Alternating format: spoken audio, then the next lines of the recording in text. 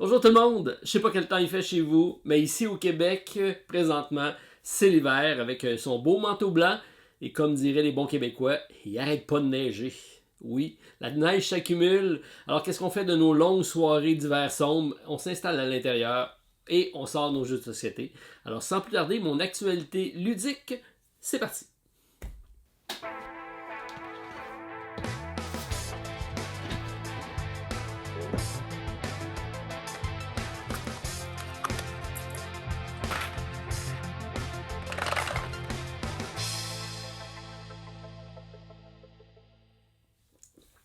Bonjour tout le monde, très content de vous retrouver pour partager mon café du samedi matin et mon actualité ludique. Alors, semaine un peu spéciale puisque, comme vous avez vu, j'ai des jeux ici que j'ai déjà parlé, mais on a parlé cette semaine puisque c'était les nominés pour Cannes, donc l'As d'or cette année. Un événement qui aura lieu dans moins d'un mois et je serai présent pour la première fois. Donc, j'aurai fait le trio des grands événements, des grands salons avec Gen Con, Essen et maintenant Cannes. Bien hâte de découvrir ce salon-ci français et donc axé sur notre culture. Alors ça va être très intéressant. Puis j'espère avoir l'occasion de rencontrer beaucoup d'entre vous. Je n'ai pas venu me voir, accrochez-moi par le collet. Je devrais être autour des bouts de Scorpion Masqué et du Randolph, mais je vais sûrement me promener partout. Et si vous voulez absolument me voir, laissez-moi un petit message et on se planifiera un rendez-vous. Ça me fera absolument plaisir. Alors oui, un petit parti pris au niveau des jeux qui ont été sélectionnés, parce qu'on a une belle représentation, mais je vous présente quand même ce qui est mes coups de cœur de l'année. Donc on va passer catégorie par catégorie avec Flashback Zombie Kids de Scorpion Masqué. C'est sûr que bon, là aussi c'est des jeux faits au Québec, donc on va prêcher pour notre paroisse. C'est de Marc-Antoine, un YouTuber de It's Game, et de Baptiste, également donc du passe-temps. Alors, une belle mécanique d'image fusée, d'enquête, jeu familial. Et ce qui est bien, c'est que ça ouvre la porte à une gamme puisque arrive le numéro 2 l'année prochaine, donc Flashback, dans un autre univers, même mécanique, avec des nouveautés, mais dans un univers chair de poule, un petit peu plus ado. Alors, bien hâte de découvrir ça. Les illustrations sont toujours superbes comme d'habitude. Et donc, content de savoir que c'est en nomination pour donc jeu enfant. Et avec lui se trouve également La Colline au feu follet et La planche des pirates. Deux jeux que j'ai également eu la chance d'essayer, de voir, du moins de tester. Donc, bonne chance à Flashback. Je sais que La Colline risque d'être également probablement en avance dans les sélections. On va attendre de voir, mais content de voir qu'on est là avec la Flashback. Catégorie maintenant initiée, Turing Machine, dur de passer à côté. C'est un jeu qui a fait beaucoup parler de lui dans tous les salons qu'on est passé, Gen Con et Essen. Je pense que ça a été dans les top 3 des jeux les plus courus et c'était pas peu dire, le monde courait pour se l'arracher. Encore aujourd'hui, c'est en rupture de stock un peu partout. Alors, c'est surtout pour son originalité, sa conception et son édition. Il faut dire que c'est quand même assez génial comme emballage et comme produit qui est proposé et toute la finesse et l'intelligence de ces systèmes à cartes perforées-là. Il faut dire que c'est très très très brillant. J'ai même eu la chance de tester ce qui sera la suite, parce que oui, il y aura une suite, et ça sera pas dans la... Ça va être inspiré de Turing Machine, mais dans un autre univers, et ça, vous allez, je pense, être encore plus nombreux à vouloir l'essayer. Alors, moi, c'est sûr que c'est mon parti pris, encore une fois, de Scorpion Masqué. 2 nominations pour Scorpion, donc bravo. Et dans la même catégorie, Alice is Missing et Challenger. Challenger, j'ai eu la chance d'essayer. J'ai fait une partie en compagnie de Stéphane. Très bon jeu de confrontation en duel. Alors, voilà pour la catégorie initiée. Catégorie expert. Donc, j'ai la grosse boîte ici de Ark Nova, qui, pour moi, a été mon coup de cœur. Je l'ai même placé en numéro 1 l'année dernière parce qu'il est sorti fin de l'année dernière. Il est arrivé en français cette année, début de l'année, donc pourquoi il est là. Et bon, oui, moi j'ai beaucoup aimé les mécaniques de déplacement de cartes qui fait en sorte que les cartes sont plus fortes. Et là, c'est vraiment un timing de jeu, donc on va devoir planifier nos coups d'avance, et ça, c'est quelque chose qui m'allume beaucoup dans les jeux de société. Alors, pas tellement pour la thématique, qui est super bien rendu, mais surtout pour la fluidité et la mécanique du jeu, donc que j'aime avec Ark Nova, donc c'est ma sélection. Dans cette catégorie-là, Expert a également Carnegie, qui est le jeu le mieux coté sur BGG de cette année-là, mais je ne l'ai toujours pas testé, et Fédération, qui lui aussi était sur ma liste à essayer d'amener des scènes que je n'ai pas réussi à tester. Donc, vous me direz si vous avez eu les chances de les essayer. J'ajoute ça sur mon bucket list, donc jeu à tester. Et jeu grand public, tout public, alors ma sélection que j'ai mis dans mon top 10 de l'année avec Acropolis, pour moi ça a été un gros coup de cœur par sa simplicité, son accessibilité, mais même là il y a beaucoup de stratégie dans ce jeu-là parce qu'on va construire avec différents types de terrains et en hauteur, et c'est des tuiles un petit peu particulières avec 3 embranchements, donc on doit penser toute notre stratégie. Il y a une variante un peu plus gamer avec des contraintes de placement, et j'en ai fait un challenge solo que j'ai eu même la chance de parler avec Jules, Jules Messot, l'auteur qui était présent à SN. On a échangé sur le jeu, donc Jules, j'espère d'être en ta compagnie à Cannes lorsque tu iras chercher ton trophée. Donc, ça me fera plaisir de partager ça avec toi. Alors, donc, c'est pour le jeu de l'année. Et dans cette catégorie-là, également District Noir de nos amis de chez BlackRock, que j'ai eu la chance de tester, qui est un bon jeu de cartes de joueurs. Et That's Not a Hat, qui arrive au Québec prochainement. Donc, on devrait avoir ça également en distribution. C'est un jeu de Ravensburger. Donc, belle année, encore une fois, de beaux projets et mis de l'avant les jeux français, québécois, francophones. Donc, content de voir qu'on a une industrie en santé et ça fait du bien. Donc, bonne chance à tous les participants et bien hâte de commenter ça, qui sera les gagnants de ce fameux événement-là. Et content de pouvoir y être. Ça va être drôle aussi parce que Marc-Antoine, qui est un des animateurs de la soirée, donc c'est eux qui présentent l'événement chaque année, est également en nomination. Et là, il ne peut pas préenregistrer qu'est-ce qu'il va avoir. Donc, il est obligé de faire tous les scénarios de tous les jeux. Et ça sera comme ça, donc selon le gagnant. Donc, même lui, il ne sait pas.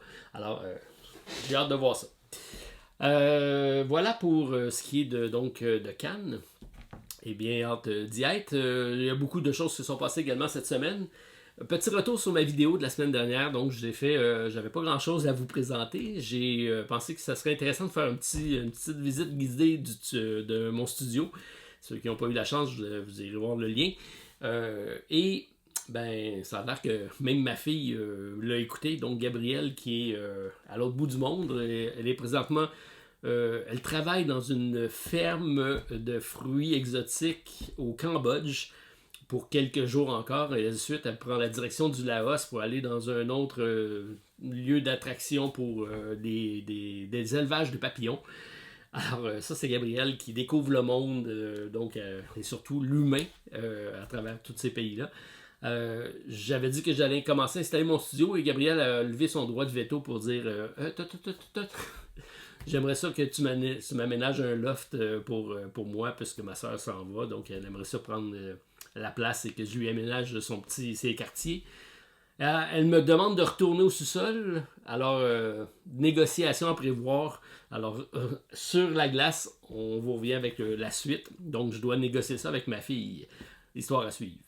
Podcast de l'autre côté du plateau, donc compagnie de mon ami Martin Lafrenière. Cette semaine, on a fait un petit top 15 environ des jeux les plus attendus pour l'année prochaine, pour cette année plutôt. J'ai eu du croustillant au courant de la semaine sur la fameuse épopée de la francisation dans le jeu de société. Donc, l'Office québécois de langue française est venu nous rendre visite cette semaine. J'ai eu le droit à une belle visite de 3h30, 4h en leur compagnie. Et je vous garde la surprise pour le prochain épisode de la face A. Donc, j'en discute avec Martin. Je vais avoir bien des choses à dire. C'est ça, je vais me retenir pour tout de suite. Alors, restez à l'écoute, puis allez écouter ça, ça vaut la peine. Alors, c'est un rendez-vous chaque semaine, donc chaque vendredi sur votre podcast préféré. Donc, vous sélectionnez de l'autre côté du plateau.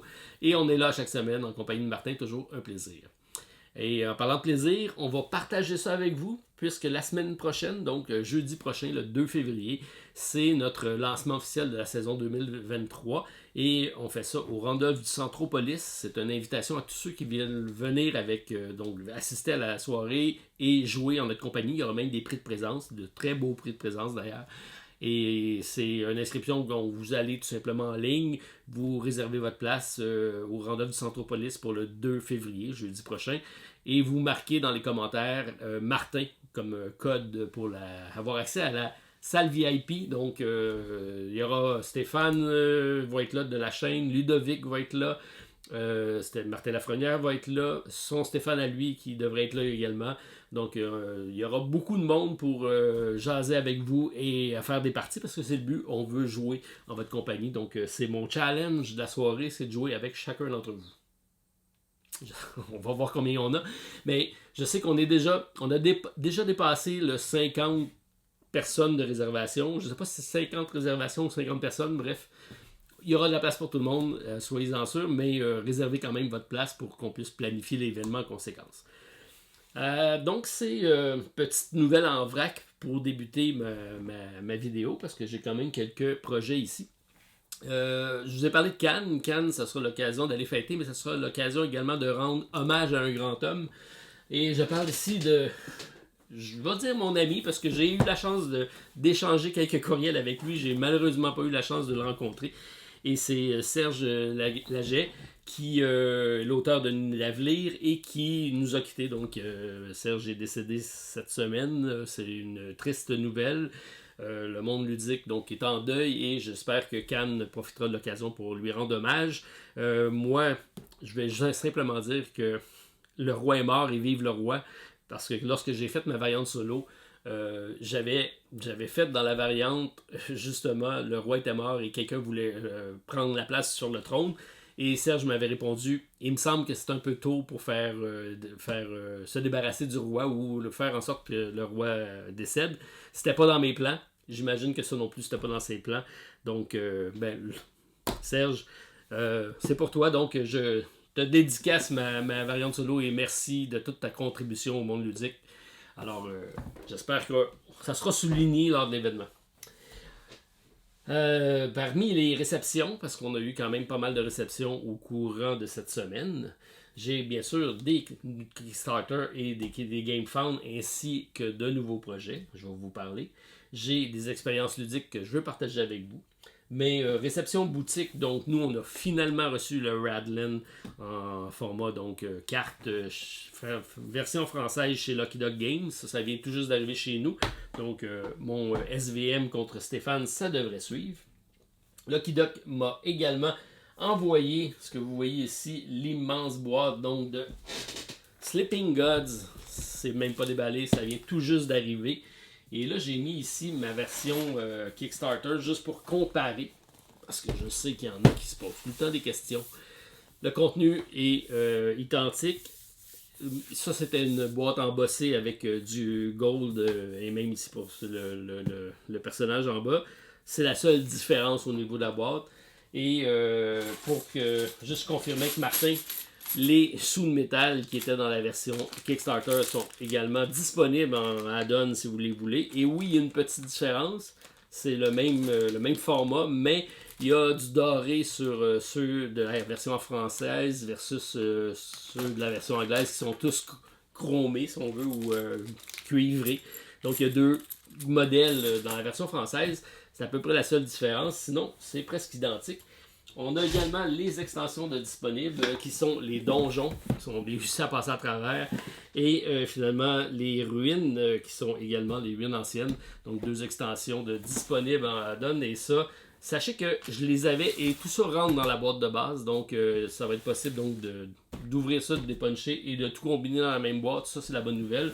J'avais réussi du moins dans la version Kickstarter originale. Et ce que j'avais pas et que je suis super content d'avoir, bien sûr j'ai un petit bateau en métal, mais c'est le playmat pour les confrontations, donc deux côtés. Parce que l'aspect confrontation de ce jeu-ci est quand même assez intéressant.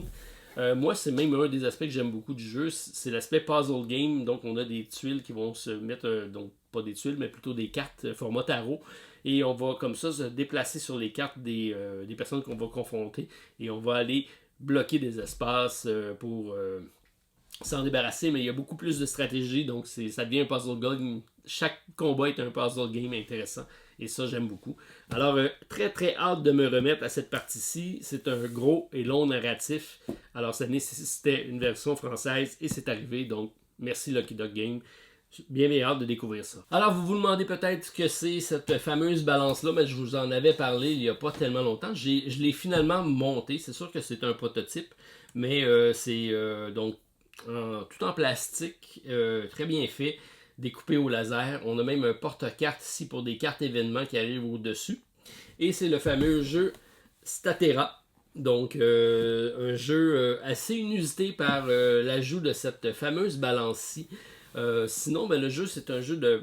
Il y a plusieurs modes de jeu, plusieurs types de scénarios, et on va comme ça avoir différents peuples qui vont aller se déployer sur une map. On va avoir un déplacement, contrôle de territoire, activer des cartes, activer des compétences de personnages, répondre aux conditions de victoire de chacun des scénarios.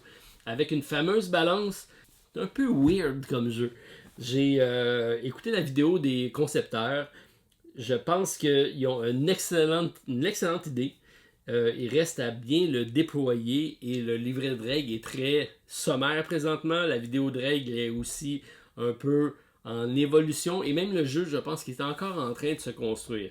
Donc, le projet n'est pas tout à fait achevé, à mon avis, mais on voit qu'il y a beaucoup de belles promesses avec le jeu.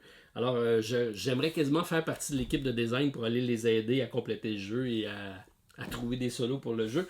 Bref, j'aime l'idée.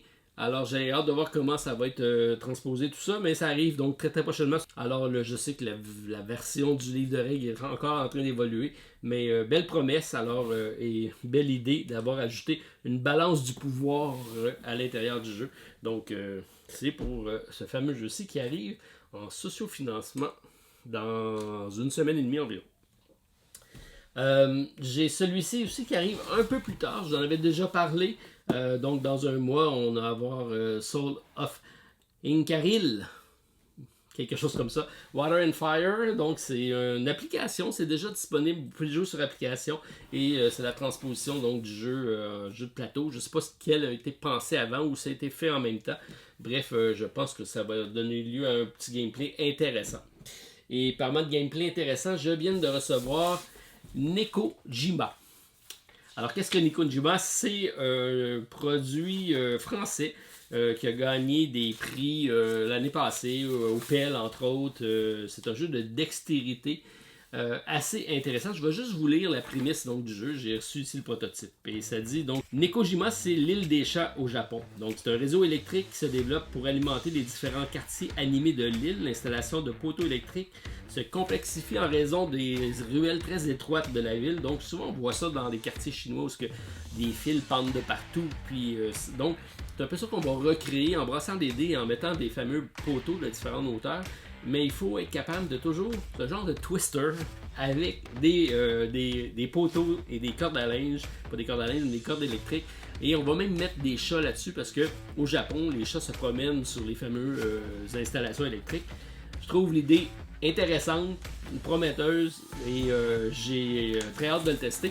Alors, pendant que je vous en parle, vous allez voir défiler la fameuse vidéo en question de présentation. Ça va vous donner une idée. Je vous présente donc ça bientôt pour sa campagne de sociofinancement et ça vous permettra donc de savoir ce qu'il y en est. Et nous, on va regarder si c'est un produit qui peut être intéressant à distribuer, surtout dans les pubs ludiques, ces genres de jeux à la suspens qui, je pense, pourraient très bien fonctionner. Alors, voilà pour la découverte du prototype de la semaine avec ce jeu-ci. Expérience ludique. J'ai eu la chance de tester Vivarium au cours de la fin de semaine passée.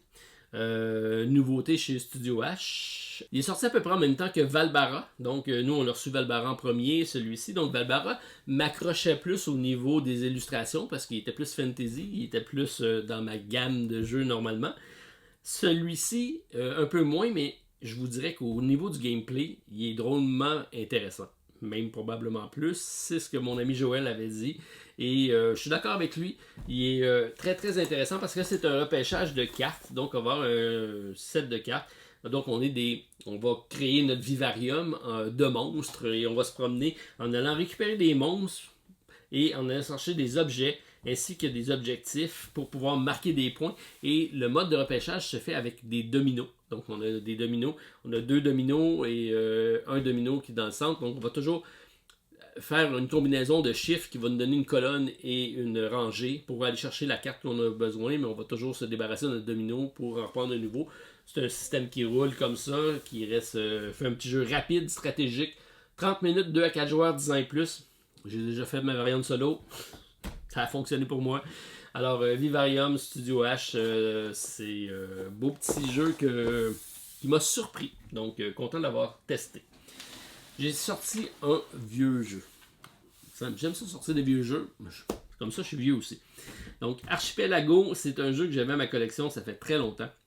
Et j'avais remis la main par après à un petit pack de solo. Donc, c'est un jeu semi-coopératif, très bien illustré de Christophe Bollinger. Alors, on a ça ici. J'ai le jeu en français en plus.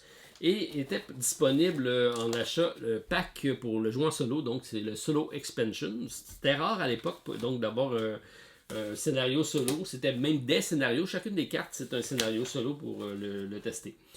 Il n'y a pas la même saveur en solo, parce que ce qui est la force de ce jeu-ci, c'est un jeu de 13 euros là, de placement d'ouvriers et de collection de ressources, mais on va collectivement influencer des pistes, et c'est peut-être le précurseur même de Spirit Island, pas par sa mécanique de jeu, mais dans l'esprit de la thématique. Donc on va exploiter on va explorer des nouveaux territoires qui sont des îles vierges, et on va avoir des peuples autochtones qui seront présents. On va essayer de coloniser l'emplacement en prenant possession des ressources, en faisant travailler les personnes natives du territoire, mais eux vont finalement se rebeller contre nous. Et l'aspect intéressant, c'est qu'on a des rôles cachés. Donc, on peut être en faveur ou en défaveur de tel type d'intervention, et on va comme ça influencer collectivement des pistes qui va déclencher éventuellement la fin de la partie. Donc, on a des objectifs qui vont dire ça, c'est la fin de la partie, mais on en a également des objectifs personnels qui vont faire déclencher la fin de la partie. Bref, c'est un gros jeu de négociation, et c'est ça, le jeu, c'est un jeu de négociation. D'ailleurs, dans le livre de règles, ça va très bien vous résumer qu'est-ce que c'est. Ça m'a marqué. Donc, négociation, on a un chapitre négociation. La diplomatie, la négociation, les promesses, les accords, les ententes, les alliances et les coups bas sont pratiques courantes dans l'archipel. Il est fort conseillé d'en user et d'en abuser. Donc après tout, Archipelago est un jeu semi-coopératif. Donc ça résume très bien le jeu. Alors c'est pour ça qu'il y a plusieurs et beaucoup plus intéressant, donc beaucoup plus de coups bas. Et comme on peut tout négocier, c'est ça qui est drôle dans les jeux. Donc j'ai déjà négocié une tasse de café ou une pointe de pizza durant une partie. Pas de celui-là, mais des jeux de négociation comme ça. Et ce qui fait en sorte que les vieux classiques, ben, ça a toujours sa place. Alors, content de l'avoir ressorti. C'est sûrement pas disponible, là, j'imagine. Ça l'a vieilli un peu au niveau des mécaniques qui sont très de base. Là. On va mettre un ouvrier, on va faire certaines actions. Au niveau mécanique, c'est correct, mais c'est l'aspect semi-coopératif et les pistes d'influence et les fins de partie qui sont intéressantes dans ce jeu-là. Dans les réceptions, donc je l'avais déjà présenté sur la chaîne Subterra, qui est un premier projet de Kickstarter. C'est un coopératif, celui-ci, de 1 à 6 joueurs. Ça, c'est assez rare. Et donc, un jeu très immersif, très intéressant. Et on vient de recevoir donc Subterra 2, donc c'est de la compagnie Not Publishing. D'ailleurs, je salue la compagnie et merci donc de nous faire confiance pour ce jeu-ci, donc qui vient d'arriver la suite. Cette fois-ci, on est toujours dans un coopératif 1 à 6 joueurs, mais on est dans un univers, ici on est dans des grottes, ici c'est un volcan. Donc il va y avoir un aspect où le volcan va rentrer en éruption et les tuiles vont se retourner une après l'autre. C'est toujours intéressant et hâte de le découvrir. Donc au bord de l'enfer avec Subterra 2, ça vient tout juste d'arriver. Et on a ici ce que j'ai reçu également. Vous demandez, c'est toute la même compagnie, hein? Age of Galaxy ou Age of Civilization, c'était donc les petits jeux initialement de Jeffrey CCH. Je pense que j'ai toute la collection. Parce qu'après ça, j'ai été chercher Ella et Something Shiny, qui arrive d'ailleurs en français. C'est un des beaux jeux et des bons jeux solo. C'est une campagne narrative dictée par les cartes. Mais on a des choix intéressants à faire. C'est super bien fait. Alors, je vous le conseille si vous avez la chance de l'essayer à un moment donné. Ça arrive en français et la compagnie que j'ai rencontrée d'ailleurs à Essen arrive